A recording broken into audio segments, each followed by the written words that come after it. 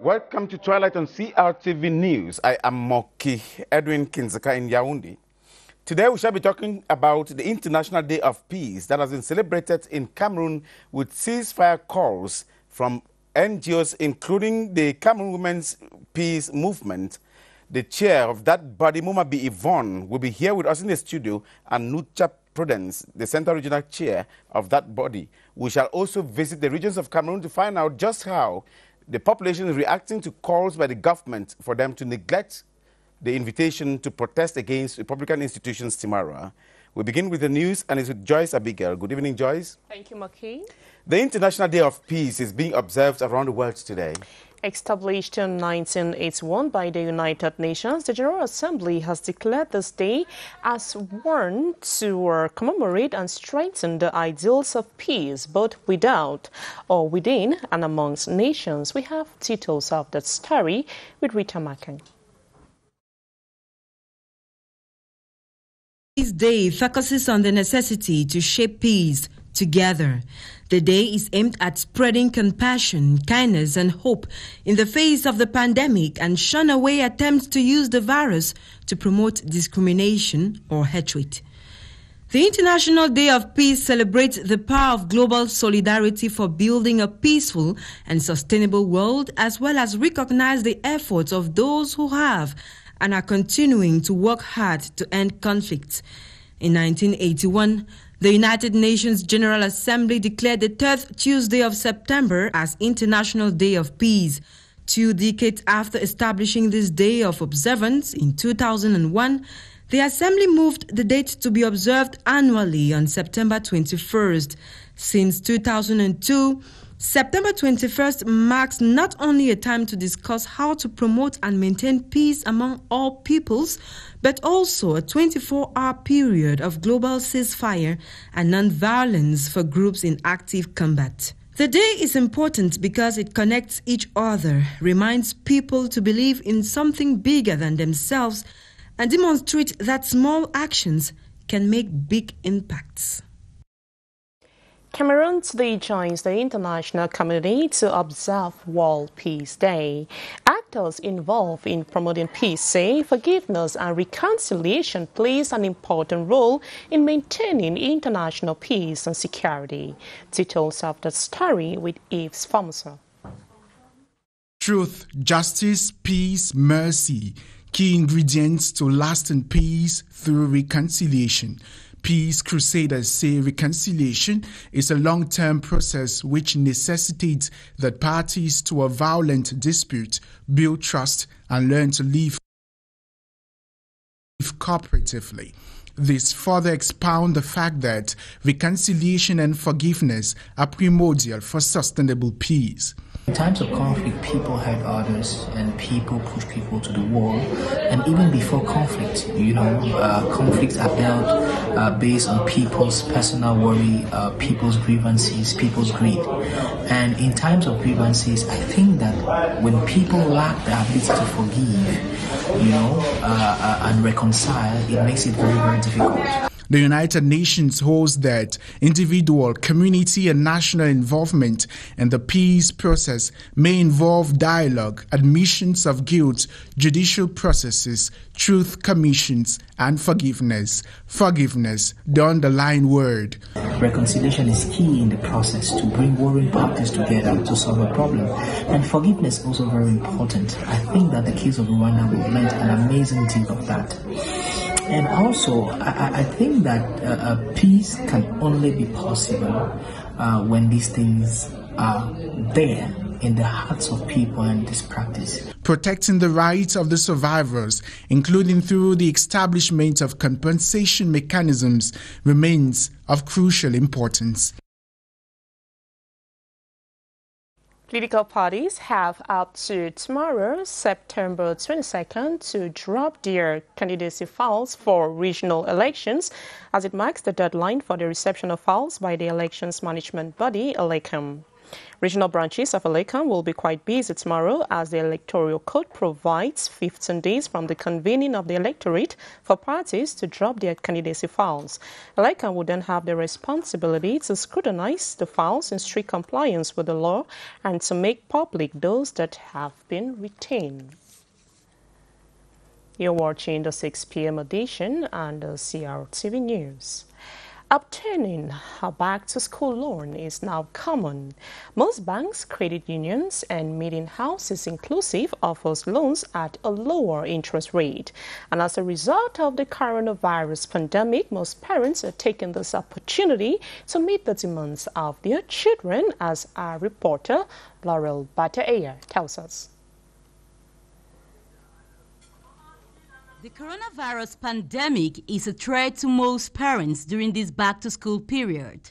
In order to meet up with the demands of their children, most of them turn to seek loans from banks or meeting houses, commonly called jangi houses. In most banks around Cameroon, back-to-school loans are easily lent to parents at a given rate of interest than other loans of projects. According to some bankers, this is because it takes a shorter time to be paid. According to most lenders, in order to get these back-to-school loans, you ought to have an account in a bank with a reasonable sum to back you up. That is, what does your credit profile looks like? Unlike banks, some jangi houses stands as a point of support to their members during times of difficulties, if the member is a regular contributor in the meeting. To some economists, a back-to-school loan is not a problem if only the parents are up to the tax they are asking from the bank. Despite the fact that getting a back-to-school loan is not a problem, economic experts encourage parents to stand at their limits.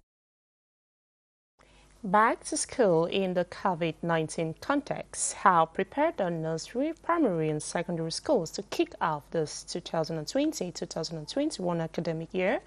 Emmanuel Amoni when investigating.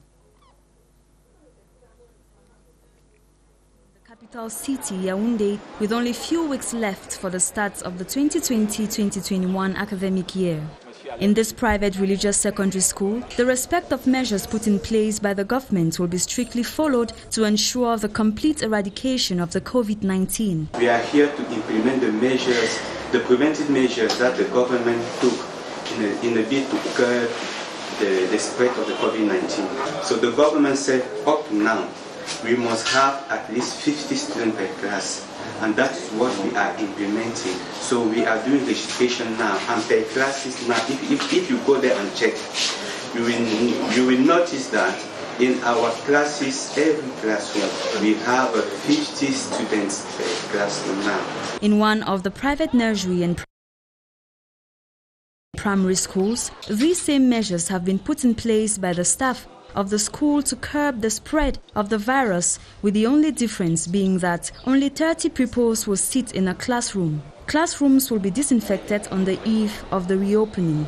With all these measures put in place, parents can be sure their children will begin the school year in a safe environment. The pioneer resident High Commissioner of India to Cameroon, His Excellency Shri Rakesh Malhotra, seeks collaboration with the Cameroon Radio Television in the areas of Hindu-produced audiovisual content and trainings, given that there are over 900 Indians resident in Cameroon and a majority of them resident in the town of Douala. Here now is an excerpt called shortly after the audience. It is obvious, CRTV is the national broadcast, and I thought to come and see the Director General here because I would like some cooperation between the High Commission and the CRTV to see how best we can collaborate. And between CRTV and High Commission, there could be some areas in which we can collaborate. One area could be training of the people working in CRTV, and there could be promotion of, exchange of documentaries and films. Bollywood is very popular in India, and not only in India but in Cameroon also. So we can certainly, collaborate by showing some of the documentaries and films in CRTV. Côte d'Ivoire's main presidential election opponents, alongside a group of opposition parties, have called for a civil disobedience, Joyce. Yes, Maki campaigns to stop President Alassane Ouattara's bid for a third term come October 31st. Henri Konan Bedie, a former president, declared that the opposition parties were united to protest the stability of the nation. Details of the story with Gladys Asu. The election is seen as one of the biggest tests of the stability of the West African nation since a disputed vote led to a brief civil war in 2010-2011. Ivory Coast Constitutional Council has cleared Ouattara, former President Henri Konan Bedie, and two other candidates to contest the vote. Bedie told a packed opposition PDCI party hall in Abidjan to stop Ouattara's third-term bid. At least a dozen people have been killed since anti-Ouattara riots broke out last month after he declared he would run following the sudden death of his hand-picked successor in July. The opposition says Ouattara, elected in 2010 and re-elected in 2015, is violating the constitution by seeking a third term. The 78-year-old president says a constitutional change means his two-term limit has been reset. Several opposition party leaders took to the floor and backed the idea of trying to stop Ouattara from running again, calling for demonstrations to be held across the country. But there was no call from the opposition for a boycott of the election. Bedie, 86, is one of only 4 politicians still in the running for the presidency after the Electoral Commission excluded 40 other would-be candidates. Among those excluded were 2 leading opposition figures, former President Laurent Gbagbo and one-time rebel leader and former Prime Minister Guillaume Soro.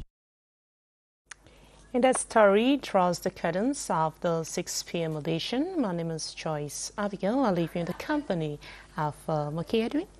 Thanks, Joyce. You're welcome.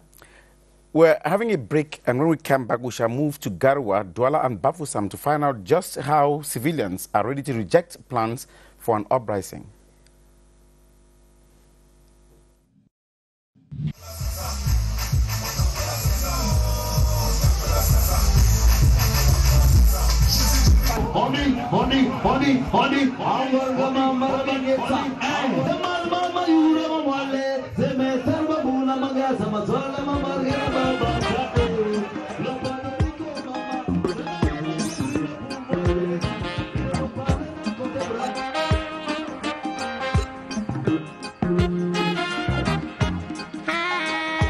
Dans la nuit, ça nous donne beaucoup plus d'argent. En journée, nous avons les problèmes, la mairie, la communauté urbaine. Dans la nuit, on parvient à jongler comme ça parce qu'on sait que les gars de la mairie ne sont pas là. Et comme difficulté de la nuit, on nous agresse, on arrache nos motos, on nous poignarde de part à autre.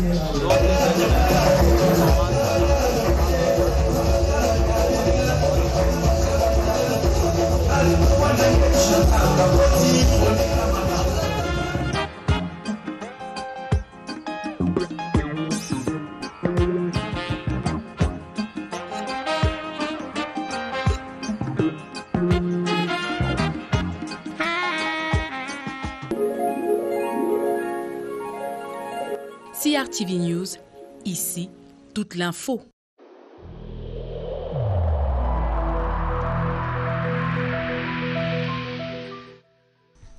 The wearing of face masks in public places will be mandatory until further notice.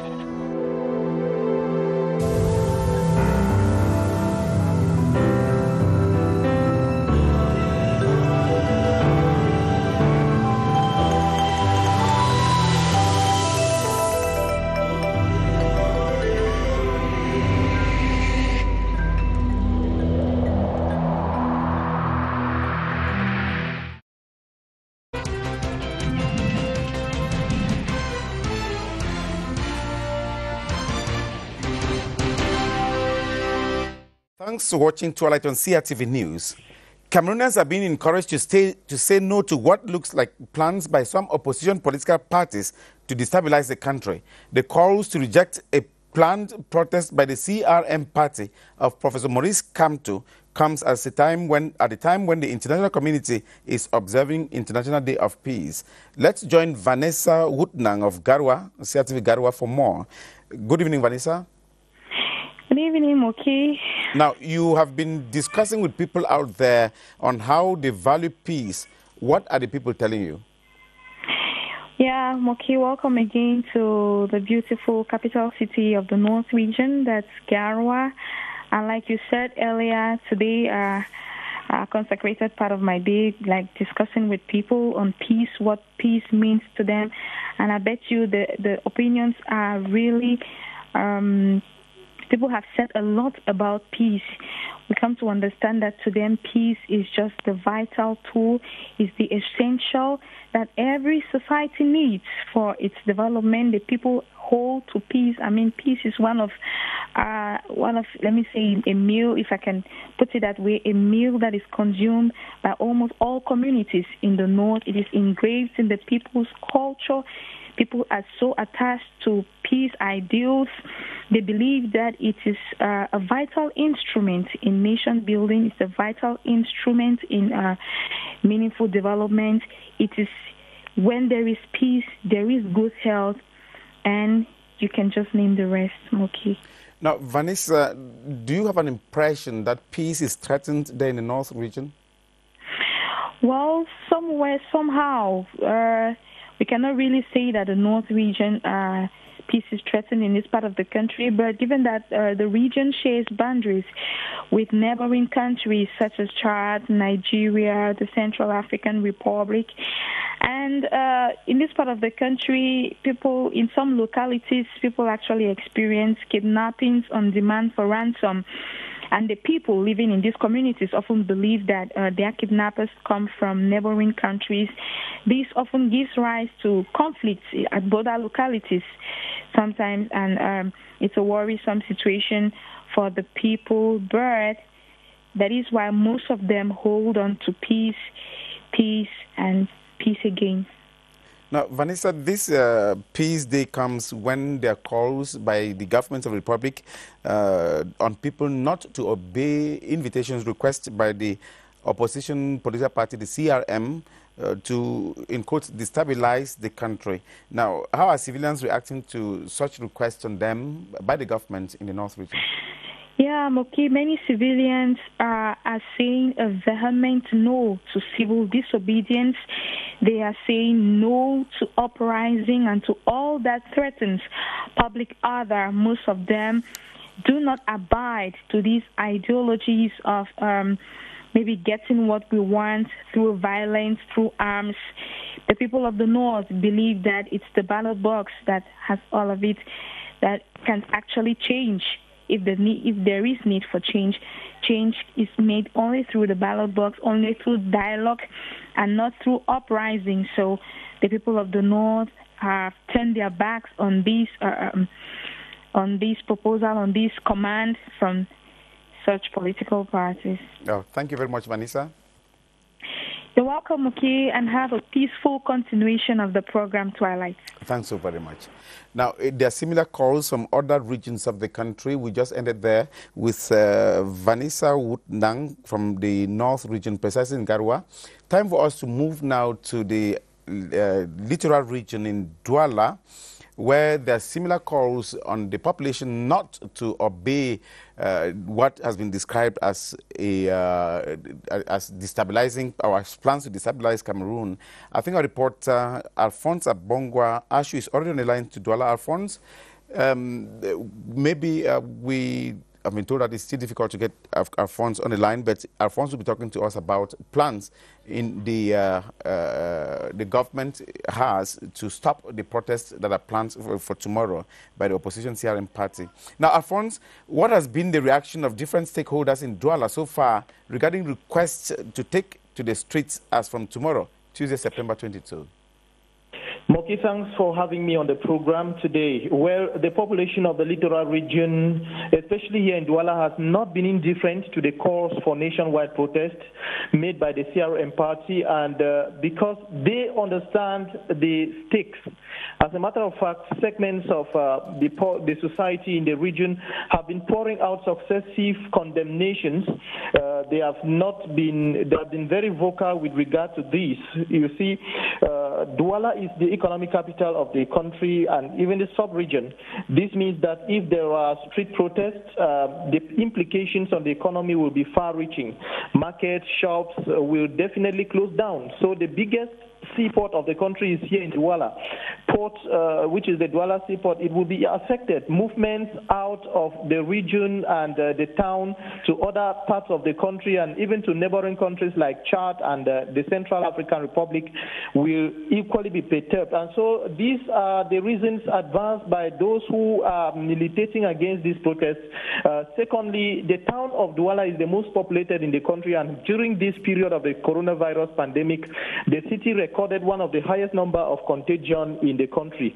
Hundreds of lives were lost. Though the country is gradually recovering from this health pandemic, officials in the littoral region warn that mass gatherings in the likes of what has been announced for tomorrow can cause a new spike. I personally spoke, Moki, with the director of the Lakentini Hospital, Professor Noel Esumba, and he was quite stern on this. Consequently, he and other top-notch health officials advised the population not to yield to the cause. So trade unions, sociocultural associations, civil society, and the political and economic class as a whole in the region is largely against the protest, Moki. Now, can we have an idea of the measures the government of the Republic is taking, administrative officials out there are taking regarding the call for these protests? Moki, the administration of the littoral region led by Governor Samuel Diodenivaha Dibois they say they don't take chances.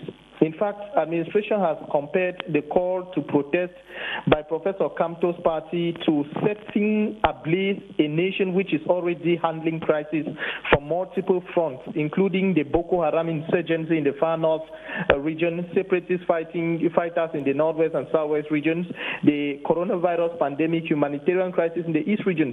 So these are some of the things. As a result, the governor, the SDOs of all the four divisions and the divisional officers of all the 34 subdivisions of the region have banned all public manifestations till further notice.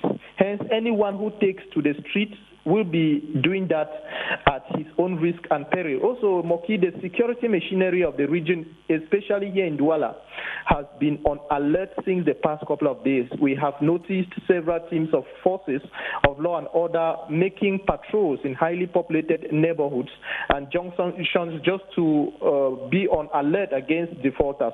And lastly, administration has equally called on the population not to yield to such calls which can jeopardize public peace and order.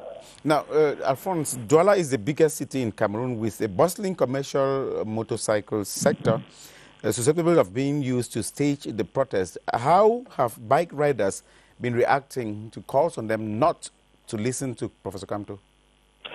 You are absolutely right, Moki. The commercial bike sector of Douala is arguably the most vibrant in the country.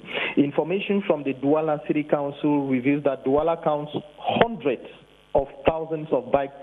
Those in the sector are mostly youths who can easily get lured into this protest. However, Moki, several trade unions of this commercial bike sector, in the likes of the National Trade Union of Commercial Bike Riders of Cameroon, known by its acronym SINACOMOTAC, and even other transporters trade unions like the General Bureau for the Management of Land Transport, BGFT, as well as the National Trade Union of Road Transporters, have come out and they have been very clear on it. They have condemned such calls. They have advised their members not to hearken to these tempting calls, which to them will only ruin the country. Some of them have also meeting with administrative officials of the region to give reassurance that they will not be part of the ploy. Moki, however, there is a silent faction that we don't really know. There is a silent faction that is not making such pronouncements, but generally the atmosphere is that of some uncertainty, but there is some assurance at one point that the people, this commercial bike sector, will not would like to participate in the protests. Now, just briefly, and before you leave us, Alphonse Abongo-Achu, what role is the media playing in all of this? I know that Douala hosts a majority, maybe a majority of the close to the country, 600 media outlets. What role is the media out there playing? Well, you have rightly said that the media in Douala is very vibrant, just like all other sectors, the economic sector. So these days, media organs have been they have been more tilted towards addressing or covering the different groups of people who have been coming out to call for the non-alignment to this protest. Other media organs have had their debate programs, which they bring in people on the platforms to argue, to bring out arguments on why it is either not necessary or necessary at this point in time to step out to protest. And most of the people, most of the media organs that have been very active on this, Moki, they have given concrete reasons why people shouldn't step out of on the streets, especially given the fact that this is a protest. Most of them know this is a protest that is susceptible of overthrowing a democratically elected government. You know, the intention of the protest is already well known, and so the people who are being invited on the plateaus, they know to what extent the level of danger such public manifestations can bring to the population. And so the media is playing a very vital role to sensitize the population of the littoral region and also to bring out reasonable arguments why it will not be very, very important or necessary to step out of their homes tomorrow. They have just been calling on the people to go about doing their daily activities and ignore such calls. Alphonse Abongo-Achu, thanks very much. Thank you very much, Moki. Now, we'll continue finding out from other regions of the country. After leaving Alphonse Abongo-Achu there, we are now moving on to the West region to get similar reactions. Our reporter there is Ngu Henry. Cameroonians have been condemning all calls for on the population to strike, to go out and challenge Republican institutions. Let's move to Bafoussam, myself, have been saying earlier, to have an appraisal of the situation with our reporter Ngu Henry. Now, Ngu Henry, what is the situation like out there in the West region? Good evening, Muki, Edwin, and welcome to Bafoussam, chief town of the West region. It is business as usual this evening in Bafoussam, like elsewhere in the West region. And the population of the West has condemned all calls for an uprising in the country tomorrow, Tuesday. They have said no to the protest Tuesday and yes to peace in the entire country.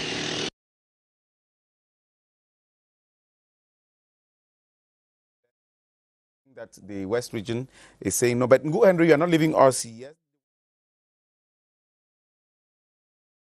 Region, and is he having some vocal support out there?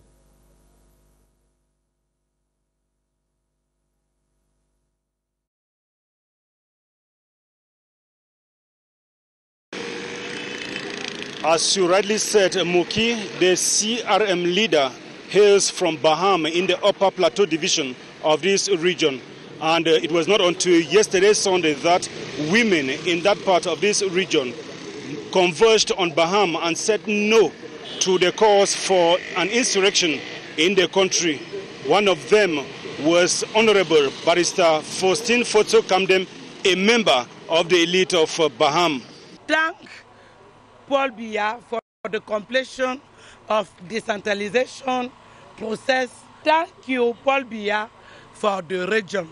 I like to say also, take note that the law is hard, but it is the law. We say no to the capital shame and yes to legality, no to insurrection and yes to peace. That call for insurrection is a cowardly and irresponsibly act. Professor there. Now, Ngu Henry, we also hear that some of Professor Kamto's supporters resigned following calls for them to go to the streets. Do you confirm this, Henry? Happened last Saturday in Baganti, chieftain of the Ndé division, during a meeting to sensitize the youths of the 4 subdivisions of the Ndé, Basamba, Ntonga, Bazu, and the Baganti to say no to the calls for an uprising and overthrow of Republican institutions in the locality. The event was convened by a member of the elite of the area, Minister Celestine Kecha Kutes of Housing and Urban Development. Some members of the CRM party joined the CPDM during the meeting in Baganti, and they are bent to remain exemplary and respect Republican institutions. Thanks, Henry. But Governor Awafonka banned public meetings in that part of the country. Banned public meetings for the CPDM, banned for opposition political parties. Is that ban being respected? There is a regional order banning all public manifestations tomorrow, Tuesday, in the West region.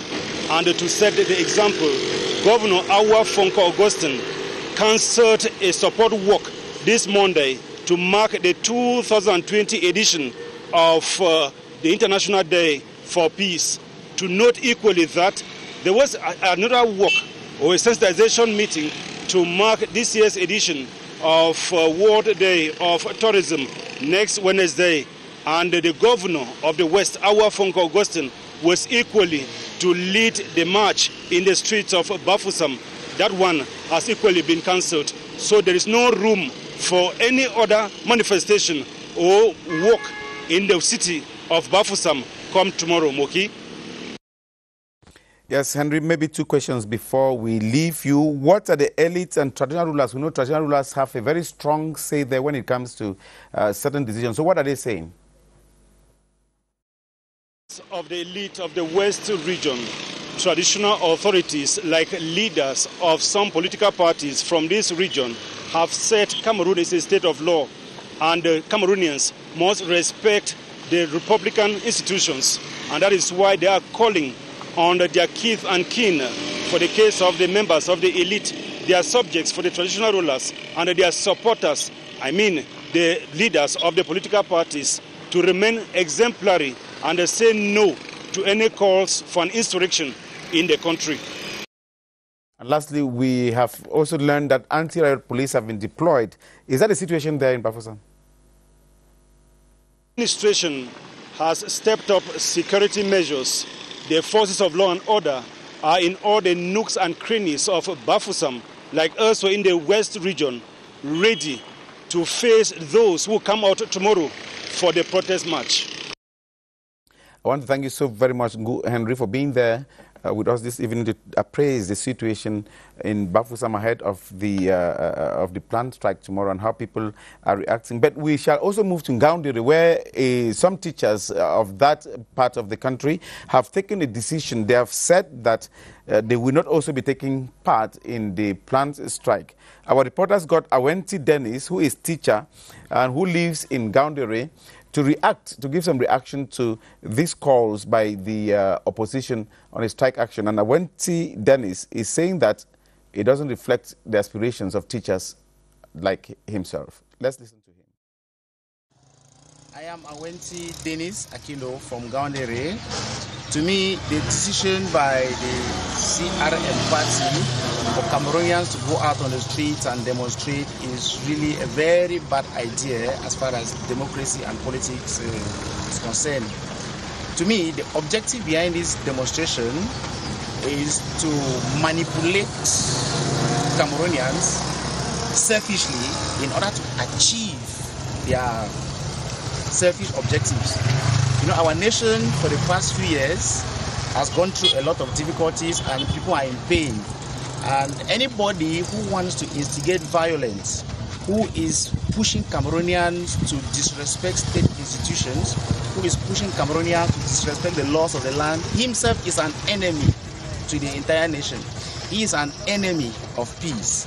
And so we want to call on Cameroonians at this point in time to show more love, to respect our institutions, to forgive one another, and not to take violence as an option or demonstration as an option.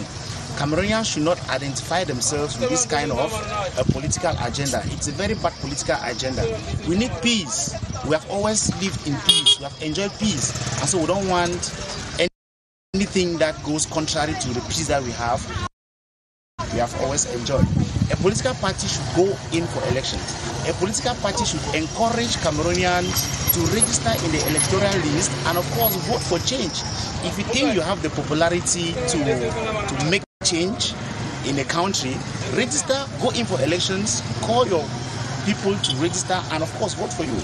So I want to call on Cameroonians from all over the globe, at home, wherever they are, not to identify themselves with these people. They are birds of bad image. Their objective is to destabilize the country, and we don't want it. We say no, no, and no. Thank you very much.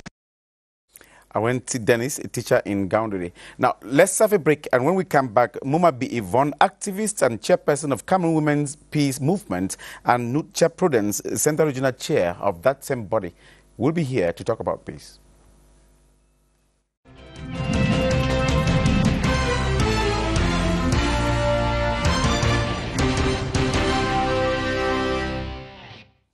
Today is International Day of Peace, and there have been ceasefire calls in Cameroon and out of Cameroon, and especially in the country, for peace to return in the northwest and southwest regions. And we have here some of those involved in canvassing, struggling, campaigning for peace to return to that part of the country, to the northwest and southwest region, and to the far north region where Boko Haram activities are still taking place. Muabi Yvonne, you're welcome, madam. The pleasure is mine, Moki. Thank you. You're activist and chairperson of Cameroon Women's Peace Movement. Yes.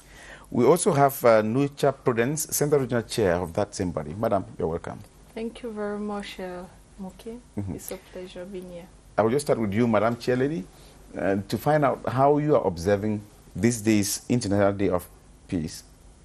Yeah, we've been on the campaign for peace since the Boko Haram insurgency in the extreme north region and the advent of the crisis in our two regions. This day is a day when every citizen of this country should, even if you had problems with home, exercise restraint and think about peace, that peace that surpasses everything. Like a movement, we've done tweets, we've come out with communiques, we've done messages. Individuals are carrying out the peace crusades at different levels. Before we got to today, a person like me was in the extreme north region, in Marwa precisely, for a peace-building mission with female victims of the Boko Haram insurgents. We always take this day very seriously and think that if every Cameroonian were just to think about what peace means to them, today should be the most peaceful day in all our lives. Madam Nucha, how did you observe or celebrate this day? Thank you very much, Muki. On this specific day of peace, especially for peace ambassadors that we have been for so many years now, is very significant.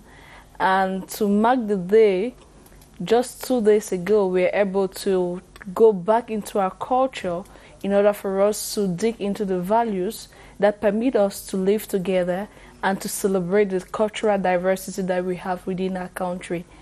And today we equally had the opportunity to share with a group of young people at Université Protestante d'Afrique Centrale on messages of peace and emphasize the role that young people need to play insofar as this mission is concerned. Because with the adoption of Resolution 2250 and also the role of women 1325, it is very necessary for this category of people to come out or stand in the front line to hammer the message of peace, because they are the highest victims whenever there is a conflict. And who are you passing your messages to, Madam Momabi Yvonne? When you hear, we call our organization is the Cameroon Women's Peace Movement. We think women are like the engine that ignites peace from within, and that can spread to the rest of the country. Early warning signs in times of plans like what you've been decrying, if women are informed, we call on them to adopt that attitude of early warning signs. Not only to women, we know that when our messages go to women, that message goes across board, because women are sisters, they are wives, they are daughters, they are, you can name the rest, women.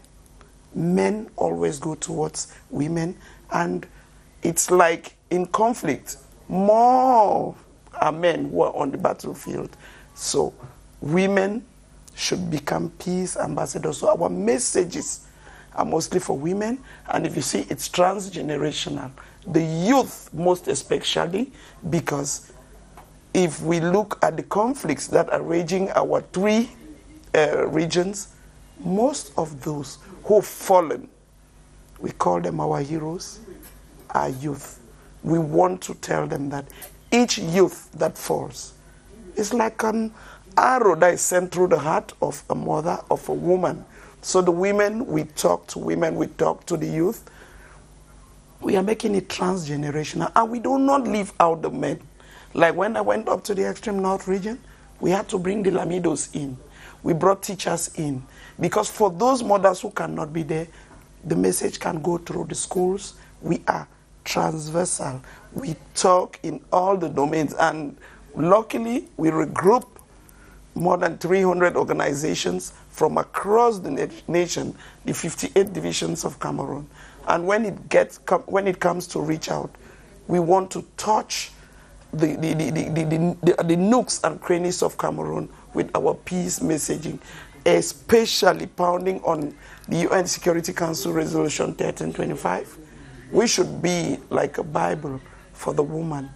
If women, of Cameroon take that particular convention and start preaching it, will go a long way to bringing back the peace that we all desire and dream of. Now, Madam Nucha Prudence, you are young people, and you say you also target young ones. They're the ones who find in the bushes with the guns. They're the ones who find in the drug trafficking rings.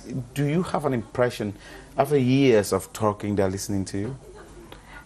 Muki, like we said, there is what we call the need to change the narrative. Changing the narrative on the fact that it's true. Before, youth were considered as those perpetrators of violence, and even today we can still find it. But it is very necessary to promote those positive aspects of what young people are able to do. What do I mean by that? Young people today are able to change the narrative through the use of art, through the use of music, through the use of advocacy, in order to raise your voice to make things to be different for them and for their peers. We understand we have our peers who are in the bushes and causing maybe the instability that we are seeing today.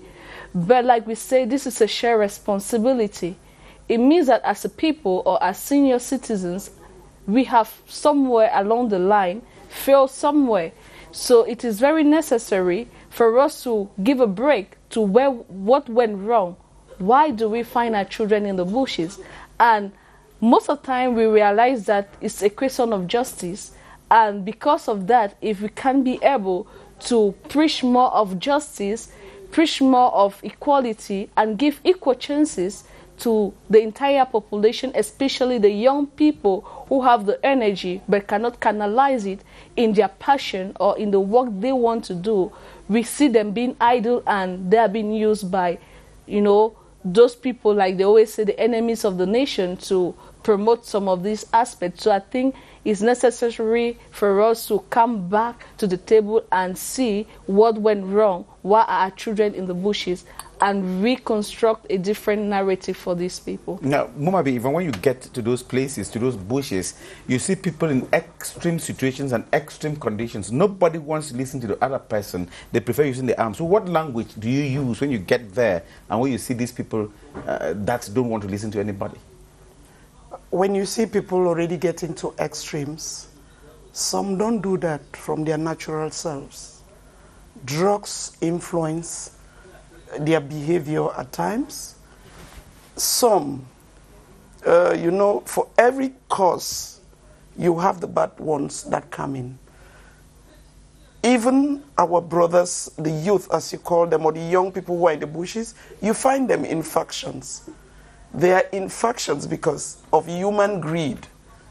Some greed supersedes the other. Some think that they own the thing. Like she rightly said, if we canalize all of this, give them the opportunities to fit in those different domains that occupy them. I don't see a Cameroonian youth who abandoned a gainful employment and found themselves in the bushes. Some is because of idleness, some they went to school, some are bad guys. Every society has that. But why don't we capitalize on the majority, bring them together, tell them when we talk, sincerely when they are not dropped, they listen. There are times we go to the radios in the region and talk, and many call that they want to come out. They just need that enabling environment and a promise for a life change. Gainfully employ them or gainfully train them into a trade. We should start preaching, giving them it. We can use the carrot and the whip, but while you are pointing the carrot, it should be a carrot that attracts. When they come, we'll be able to canalize it, walk this talk with action. Our youth. What do you mean walking the talk with walking action? The talk with action. Yes, they're calling for peace. We are amongst those first group, the first group that went for pre-dialogue talks with the PM, and we asked for ceasefire. A ceasefire cannot be decreed. It can only come when both stakeholders have spoken and have understood, make the other understand that what they are engaged in is not gainful. It's not going to help them in future. And if that is done, I think no child, no youth wants to die young, and they see their friends dying. I don't see anyone who wants to go and die. We don't even want any of them again to die. Mark you, most of them watch CRTV, have come to programs here, and after I had calls, any one of them, even their leaders who is watching, 4 years is more than enough. Something can still be done. Ours is not the worst situation. We can change the narrative by gainfully employing these youth, training them, giving them back the autonomy in their communities. Why not give them ownership of their communities and let them become the watchdogs of their communities? This issue I want the two of you to address, starting with you, Madame Nucha Prudence. The issue of those who are really funding these movements. If we're talking about peace, there is a need to touch them, to touch their hearts. Most of the time, quite often we've heard that they are not in the country, they are ours in the diaspora who are doing it. Do you have an opportunity of discussing with them and telling them to stop funding the uprising? Talking about those funding the uprising or the young people in the bushes, we have not really, personally, I've not had that opportunity to dialogue with them, you know, talking about they stopping to fund the movement, but we have reacted at times to what we see on social medias, on their public pages. We've come out below, you know. There's also what they call counter narrative.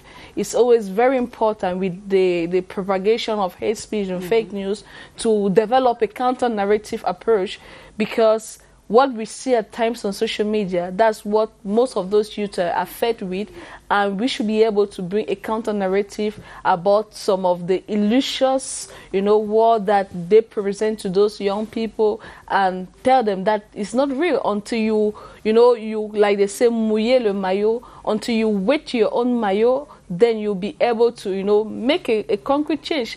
No matter who we bring here to lead, if you don't make a personal effort for yourself, we are talking about succeeding, then you won't be able to have the achieve success that you want. So we try to use counter-narrative approach to address some of these people. Madam Moabi Yvonne, those who sponsor, who fund these problems in the Northwest and Southwest are basically Cameroonians in the diaspora.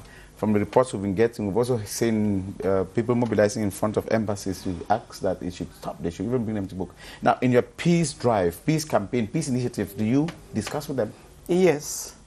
I can tell you that presently, I am even on forums with so many of them because we are struggling to liaise with other peace-building movements and groups to see how we can talk with them. In that venture, I found myself on the forum with so many of them. And it's not easy, but I think the message is sinking. It's more of regret today than what they thought will obtain. Some of them got into this. Like one of the main sponsors at once said he was resigning. Sasongo, who is that? Many of them today are regretting, but it's like they had taken that step. They should continue, but it's like backing now in the air. It's no longer as intense like before. The bitterness is reducing because we keep asking them, what have you gained by inflicting this much on the civilian population? What did our parents do? What did our children do? What did they ask for this?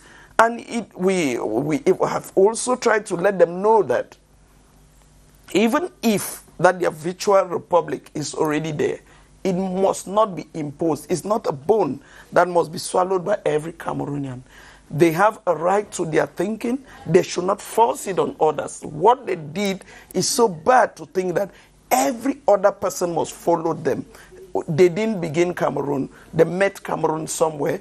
Others had been on the street, or others had engaged in the change we all dream of, but did not force it down their throats. We are letting them know that it should not be a force. When we say that, some come and call us blacklegs. So again, we retort to them, amongst you who are so divided, how do you call blacklegs amongst you, white or green legs? I mean, in so many, yes, you push, you go and hold you blacklegs, you feed with the regime. They forget that all of us originated. We are first Cameroonians. Like when they start talking about Anglophone, Francophone, I say stop.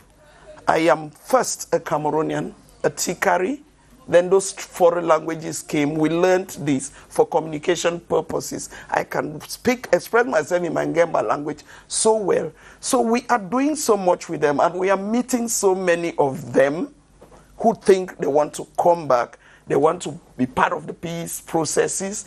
It's a whole coalition. We are preparing a peace meeting for them and us. We say we will first talk like Cameroonians from that side that speak this language, and then we come up with resolutions and propose. So the narrative is changing. Even the financing, if you noticed, it has died down. Even that person had World Bank. That money is reducing. It's 4 years running. Nurture Prudence, maybe the young ones who, because of this crisis and because of the crave for peace, want to go back to school. You have a message for them, especially Northwest, Southwest, Far North. Talking about peers, our younger ones who are still of school-going age or who are still in school, what we just have to say is like, you know, conflict starts in the hearts of men. And it is in the heart of men that we must be able to develop values of peace. Education is very capital, is key. No matter who you see and you aspire to be, most of them, whether it was conventional education that they went through, but they, at one point of your life, developed your skills. And developing your skill is not by sleeping in the house and becoming a genius overnight. You develop your skills either through practicing, and even practicing, you will go to a structure where you have to learn. You will be educated. Even if you're educated on becoming a bike rider, it's an education you're gaining. Somewhere else, people are taught how to drive bikes. Somewhere else, people are taught how to even bake. So it's a school you're going through. So whatever thing you want to do, know that education is capital. It may not be the classroom setup, but know that you need to educate yourself at one point in time for you to be able to drive your passion. So if this school year has to start, we just plead on the authorities that be to really put in place the right conditions for these children to return back to the classroom, and for the parents too to be liberated, because it's not easy for 4 years to have the children in the house. It's really a big load for mothers for the nation, and for the nation, it's a difficult situation, and even difficult for them to readapt back in the class setting. I remember even when we're in secondary schools, when you go for holidays, even to spell day became a challenge. You ask yourself, how do you spell day? You kind of like, what more of those who have spent 4 years? So I really plead with my brothers and sisters, let's gather the courage and make this a new year for new beginnings, especially for our nation, because we need you, and we really pray this government to be able to make it available for this population to go back to school. What a clarion call. Yeah. Moabi Yvonne, what assistance, what support do you have from the government of Cameroon? I mean, moving around, educating people in the bushes, meeting the separatists, attacked by the separatists is a gesture that, I mean, you need a lot of financial resources, human capital, and courage. Unfortunately, from our government, we've not had anything. Did you? Yeah, we've ventured. You just said you were received by the Prime Minister sometime. We were received because we forced ourselves down his throat. We said women of this country had something to say. Let's hope with the reconstruction, especially the recovery, because they should that table and promote the recovery. We hope with that. I wondered when they held a meeting and the active civil society that we are, were not invited. We have much to contribute for our nation. It's first a passion, Moki, to do what we are doing. And with the assistance from a few funders, some sisters or some sister countries, they say, come, go build the resilience of these women. We go and do. And even to our brothers in the bushes, it's never late. It's better late even than ever. Leave the bushes. Come back home because your life matters. Back to school should not be negotiable. 4 years is not 4 days. As she rightly said, we need to do something special educational needs. They should come up with special education programs for those who've stayed for 4 years, because I don't see somebody after 4 years going back to the same class and even coping. For those who did not have the opportunity, I still hear the non-state armed groups giving conditions for our sisters to go to school. I want to repeat to them, they enjoyed peace and they could go to school in this same country. Give your brothers and sisters the same opportunity to go to school and study, get to your level of education, and we'll be talking like equals. Why do you want to reduce our children back home to illiterates when yours go to school and even celebrate nursery school graduations? Using social media. Now, you will stay with us, ladies, because it's exactly 7 o'clock in Yaoundé. News time. Nadia Mana, bonsoir. Bonsoir, Mokiel. C'est l'heure du journal. Ah oui, c'est l'heure du journal sur CRTV News, un journal donc que nous démarrons avec le monde qui observe ce 21 septembre 2020, la journée internationale de la paix, une journée consacrée au renforcement des idéaux de cette vertu au sein de toutes les nations et dans tous les peuples du monde entier. Les festivités cette année se tiennent sous le thème renforcer et façonner la paix ensemble. Nadège Mbaïma sur l'importance de cette journée.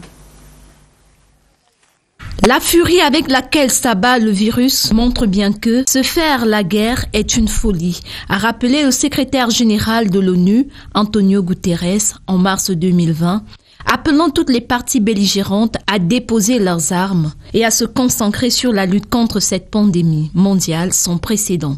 Bien que ce message soit destiné aux partis et mouvements armés, la solidarité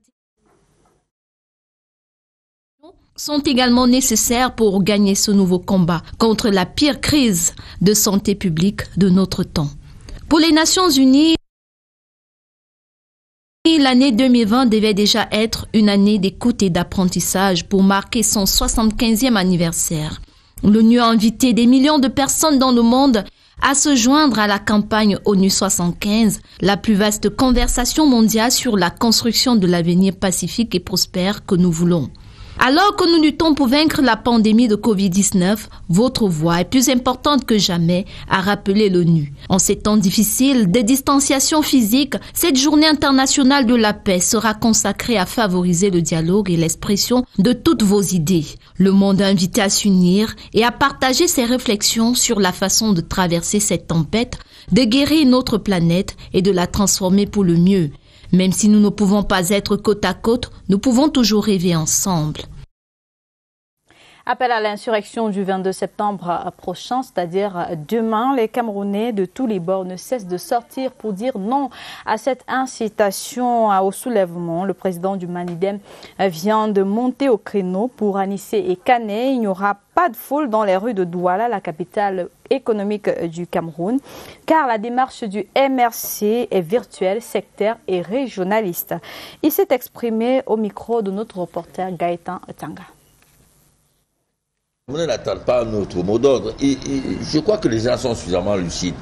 Et la plupart des Camerounais comprennent déjà la démarche du MRC. Je crois que le MRC vise uniquement à créer le buzz, à attirer l'attention sur lui et permettre que les organisations internationales, la communauté internationale comme on dit, puissent l'adouber. On ne peut pas, pour des raisons qui existent avant, sans un consensus au niveau de l'opposition, sans en mesurer les conséquences, sans adopter la décision commune, se lancer dans une aventure qui risque, on ne sait jamais, qui pourrait créer des dérapages, des accidents, des dégâts collatéraux qui vont créer des situations difficiles à rattraper par la suite. Donc je pense que le 22 septembre, il n'y aura pas grand-chose. Bien sûr, quelques fanatisés, comme on les connaît dans les îles réveillées, vont tenter de... Parlons à présent de rentrée scolaire. Le grand jour, c'est donc le 5 octobre prochain. Les banques et les microfinances vibrent elles aussi au rythme des préparatifs de cette reprise de classe. Ces établissements financiers multiplient les stratégies pour aguicher les parents afin que ces derniers souscrivent à des crédits scolaires. Le constat est de Gaël Obono. La rentrée scolaire rime très souvent avec dépenses. Une dépense nécessaire pour la scolarisation des enfants, frais de scolarité, fournitures scolaires, vêtements et uniformes. Pour les personnes à bas revenus ayant des activités génératrices de revenus, pour ceux qui n'ont pas préparé la rentrée des enfants, le crédit scolaire est l'une des options les plus prisées. Elle présente de nombreux avantages, un taux d'intérêt moindre que celui d'un crédit normal, généralement à 15% pour 24% pour un crédit courant. D'autre part, la procédure est très rapide et le délai de remboursement est de 10 mois maximum. Les banques accélèrent ainsi le processus et les pièces à fournir sont les suivantes. Les 3 derniers, bulletins de paye, la photocopie de la carte nationale d'identité, une attestation de virement irrévocable, une attestation de présence effective au poste pour les agents publics et une attestation de travail pour les salariés du secteur privé. Plus que 2 semaines et les enfants reprendront donc le chemin de l'école. C'est déjà d'ailleurs l'effervescence dans plusieurs établissements scolaires de la ville de Yaoundé. Notre rédaction a d'ailleurs décidé de faire un tour au lycée de Bié-Massi pour être au fait des dispositions prises de ce côté-là pour une rentrée scolaire sans Covid-19. Aminatou Bingdoro nous en dit plus. Des points de lavage des mains vous accueillent à l'entrée du lycée de Bié-Massi. Dans les salles de classe, les élèves font la propreté. Ici, les responsables s'activent pour une rentrée scolaire sans Covid-19. Pour nos élèves qui oublieraient les masques à la maison parce qu'on a eu ces cas-là, nous avons un stock de masques, nous avons assez de gel, nous avons une équipe déjà sur place qui s'entreprend pour la désinfection des locaux. Ce sera fait la veille de la rentrée. Dans la cour de cet établissement, le parking affiche fière allure et les caméras de surveillance qui innovent sont déjà opérationnelles. Il y aura 2 personnels qui vont se charger de l'entretien des toilettes et il faut qu'il y ait du savon là-bas en permanence. Le Clean School à travers l'embellissement du site, nos jardins que nous entretenons de plus en plus et puis ce parking que nous avons, avec lequel nous avons innové. À quelques jours de la reprise des classes, les inscriptions se poursuivent. Les responsables du lycée sont déjà équipés et prêts à accueillir les élèves le 5 octobre prochain. La Cameroun Radio Television, elle aussi règle sa fréquence sur la rentrée scolaire. Le tout nouveau numéro de la campagne baptisé Sur le chemin de l'école a été mis en onde ce matin sur les antennes de la CRTV Radio de lundi à vendredi entre 9h et 11h. Il est question d'accompagner la communauté éducative et de lui donner la parole sur des thématiques bien définies pour une meilleure année scolaire. Adèle Sylviane Kalga. La CRTV Radio sur le chemin de l'école. L'émission qui accompagne la communauté éducative chaque année pour une meilleure rentrée scolaire reprend son souffle sur les ondes de la 88.8. Ça s'est bien déroulé. Nous avons eu les contributions de nos collègues dans les régions du sud-ouest et du nord-ouest. Et également, nous avions un hôte de marque, le secrétaire général du ministère de l'Éducation de base, qui venait dresser le bilan de l'année scolaire écoulée. Du lundi au vendredi, entre 9h et 11h, la parole est donnée aux experts à travers des rubriques aux thématiques variées. Nous avons des rubriques hebdomadaires, c'est-à-dire qui viennent une seule fois par semaine. Nous donnons la parole aux parents d'élèves, aux enseignants. Nous essayons de nous rapprocher des libraires, des confectionneurs pour savoir s'ils sont prêts pour la rentrée. Label de la CRTV depuis 20 ans déjà, le programme doit sa réussite à la participation de toutes les stations régionales. Nous avons fait des efforts pour que nos équipes se déploient au niveau de la capitale comme dans toutes les 10 régions. Une émission bilingue mais faite avec le partenariat de 2 ministères. La série d'activités, elle, va se poursuivre jusqu'au 9 octobre prochain.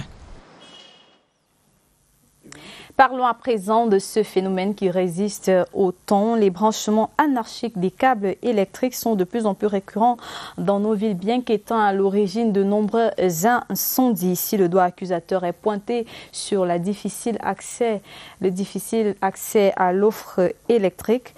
Une des solutions proposées est l'exploitation des énergies renouvelables. Le constat est de Victor Lema. Tels des guirlandes, les fils de courant s'entremêlent à longueur de rue. Aucun quartier de Yaoundé n'est à l'abri du malaise et la beauté de la ville prend un coup. C'est quelque chose qui participe de ce qu'il convient d'appeler le désordre urbain. Mais cela traduit aussi une situation réelle, surtout dans les quartiers dits pauvres, que l'on trouve ce système de piratage. Ce décor, la capitale a finalement épousé, méprisant le risque d'incendie permanent. En exemple, les nombreux incendies survenus dans les marchés et autres débits de boissons sont le fruit d'un trafic clandestin de l'offre énergétique. Ces populations ignorent le plus souvent le risque encouru en cas d'accident. Les câbleaux opérateurs, ils travaillent pour qui ? Les spécialistes recommandent fortement de se retourner vers la nouvelle technologie accessible à tous. Les villes sont en train d'évoluer. Il faut que les villes soient bien construites.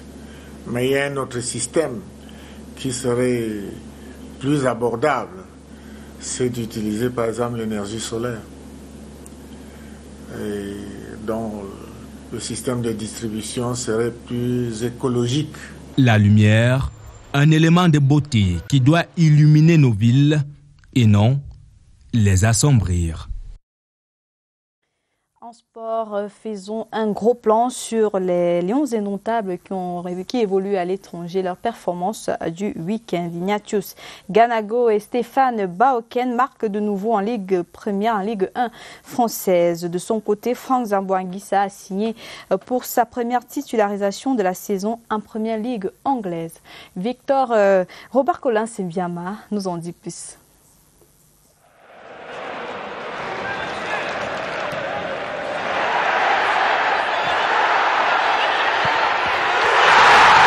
Rien ne l'arrête plus. Ignatius Ganago a encore marqué avec le RC Lens.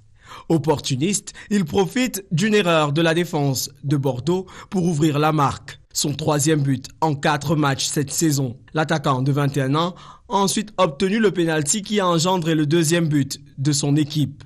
Score final, 2-1 en faveur du RC Lens.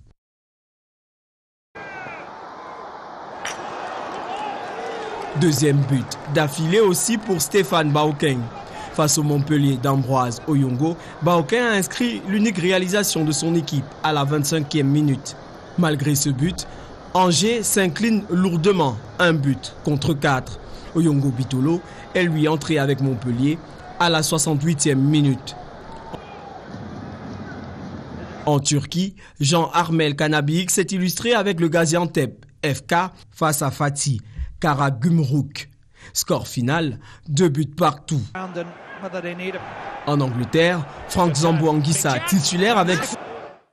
C'est sur cette actualité sportive que nous refermons ce 19h à ne pas manquer. Demain sur CRTV News, le salon de l'action gouvernementale qui s'ouvre donc et la chaîne vous offre 2 plateaux spéciaux. Le premier va présenter l'ouverture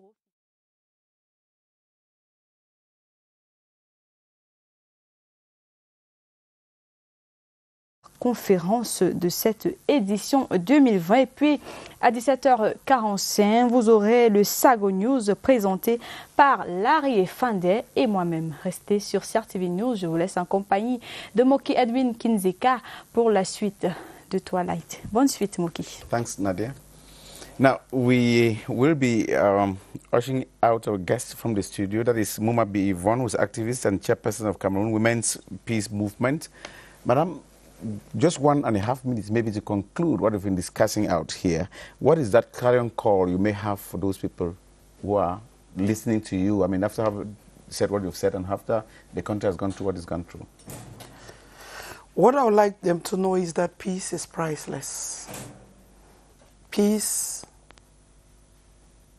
when we have peace, every other thing is put in place. So, even if they're angry to what level, we've gotten to that stage where they should forgive, accept to go and sit on a negotiating table, accept to drop the guns. They should think of our suffering brothers and sisters. They should put humanity first. Thank you very much. And Madame Nuta Prudence, the last appeal you may want to make? Alors, ce que j'aimerais dire en ce jour de la Journée internationale de la paix, la thématique de cette année déjà est « Façonnons la paix ensemble ». En parlant de façonner la paix ensemble, ça signifie qu'il n'y a pas de paix. Et ensemble, nous devons la construire. Je pense qu'il est nécessaire pour nous, en tant que Camerounais, venant des diverses origines, de voir ces valeurs-là qui nous unissent et mettre de côté cela qui nous divise. Car ensemble, nous pouvons rendre notre pays meilleur. On n'a pas de pays. On doit construire notre pays ensemble. Soyons tous des affamés de la paix au quotidien, que ce soit dans nos familles, que ce soit dans nos communautés et pourquoi pas dans la nation entière.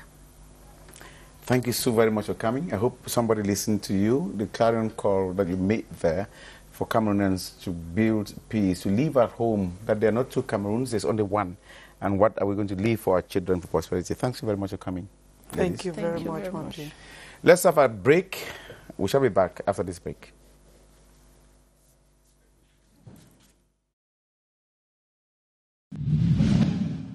This time around, we are going to take you to Boya in the southwest region, where Minister Paul Tangenji was there. Les élections auront bel et bien lieu le 9 février prochain.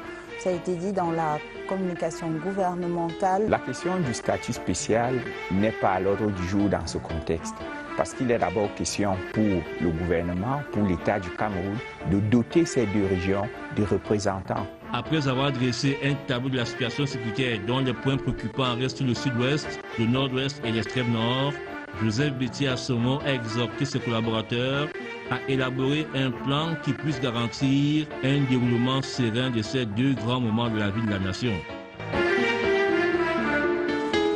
6th of November 1982, 37 years after, we're concerned with what the New Deal has achieved over the years. CRTV News, nothing but the news. Welcome to Twilight on CRTV News. I am Moki Edwin Kinzaka.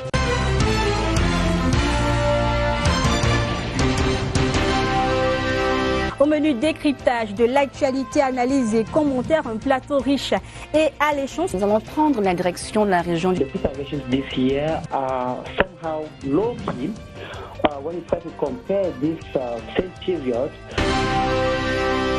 On sensibilise, nous sommes là, jusqu'à présent on continue à sensibiliser. Ceux qui entrent, on sensibilise. Celui qui va entrer en ville, si on l'arrête, il n'est pas notre respect. Nos taximans ont profité de cette architecture pour permettre à ce qu'ils pouvaient être identifiés. Le décret de 2016. To have this picture because this is a star. Vous allez garder aussi ces photos, non? Yes. Okay, thank you very much. Vous avez mobilisé des acteurs du secteur de la littérature. Pourquoi un réveil si brusque?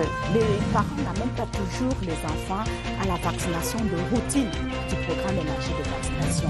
La radio à Sionto. Oui, vous avez Nostalgie. Nostalgie radio à Douala. CRTV Littoral. CRTV Littoral FM 105 avec Cyril Bonico. Vous allez faire le tourisme télévisuel. Le joueur de Coton Sport qui tantôt est milieu de terrain, milieu défensif, milieu offensif. Et là, j'avais marqué le but d'égalisation. Et après, j'ai fait une passe décisive pour le deuxième but qui nous a envoyé directement au 8e de finale pour la première fois une Coupe du Monde. CRTV News, ici, toute l'info.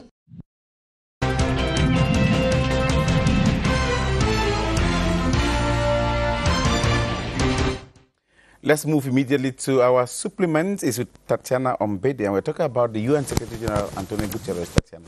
Yes, Moki, nous parlons de la Journée internationale de la paix qui se célèbre ce jour.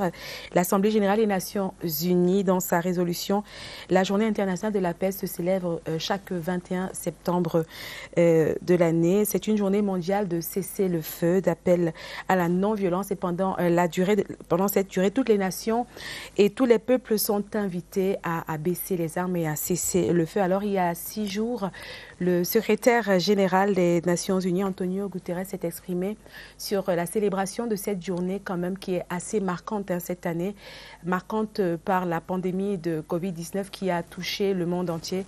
Alors, dans cet entretien, il nous parle des challenges des Nations Unies et comment est-ce que, quelles opportunités s'offrent également aux Nations Unies. Je propose de le suivre dans cet extrait.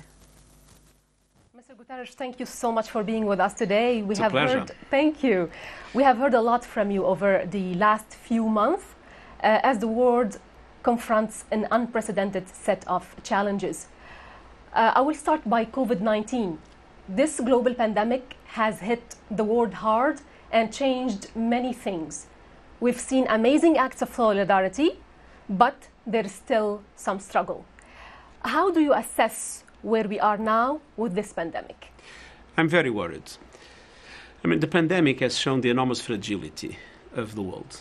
not only in relation to the COVID. I mean, we have fragilities in relation to climate change, to the lawlessness in cyberspace, even to the risks of nuclear proliferation, to the impacts of inequality in the cohesion of societies.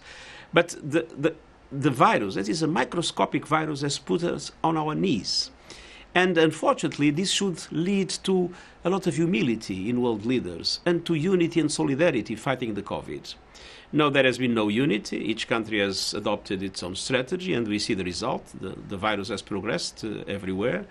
And at the same time, there has not been enough solidarity in relation to the developing countries. And we see how in the developing countries people are suffering so much. And to a certain extent, this is negative for everybody, because if we are not able to address properly the COVID also in the developing countries, the virus goes back and forth, and we will pay a heavy price even in the richest countries in the world.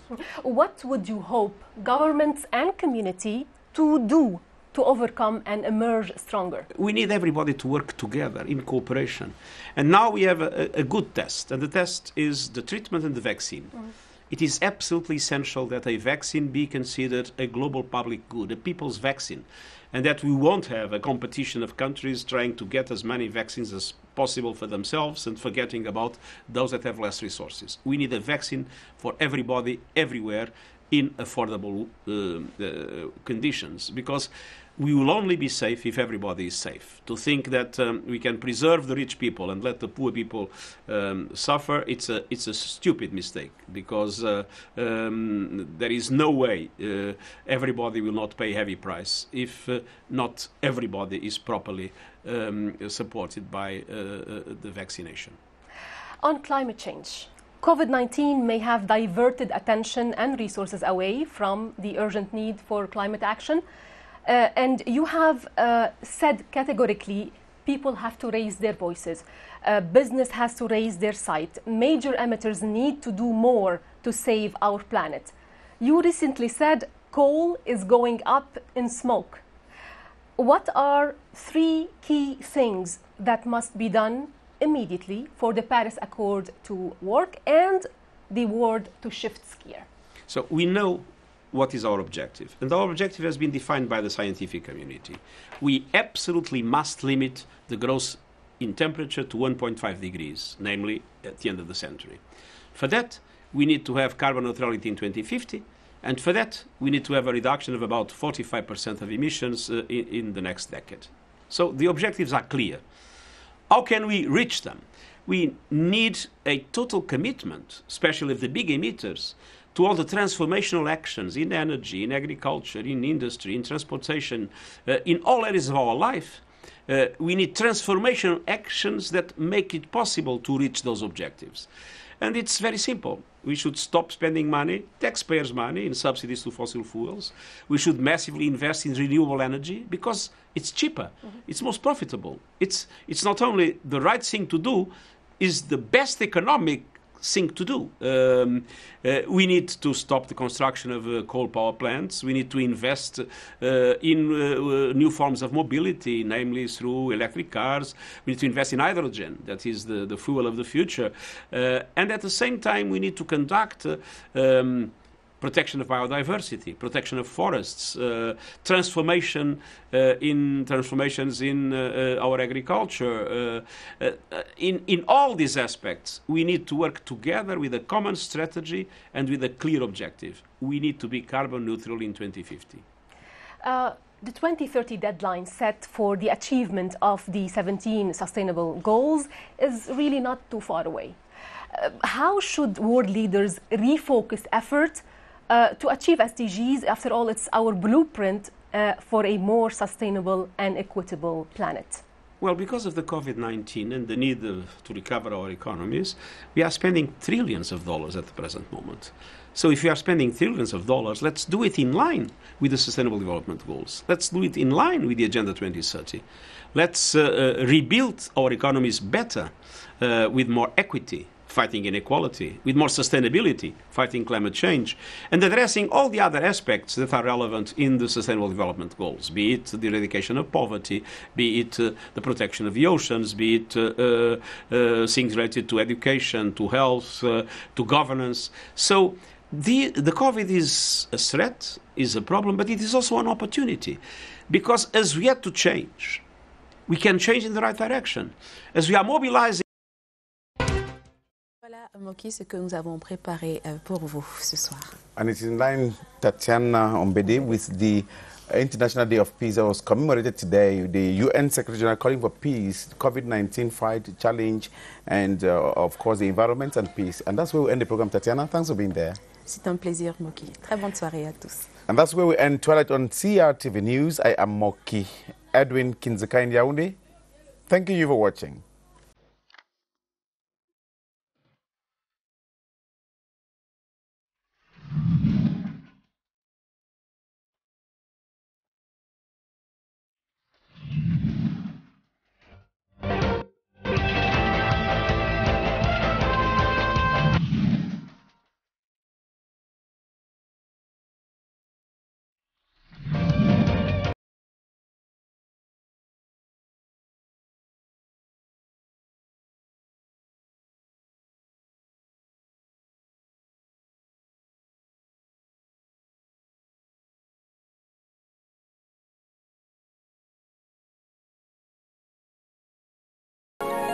CRTV News, ici, toute l'info.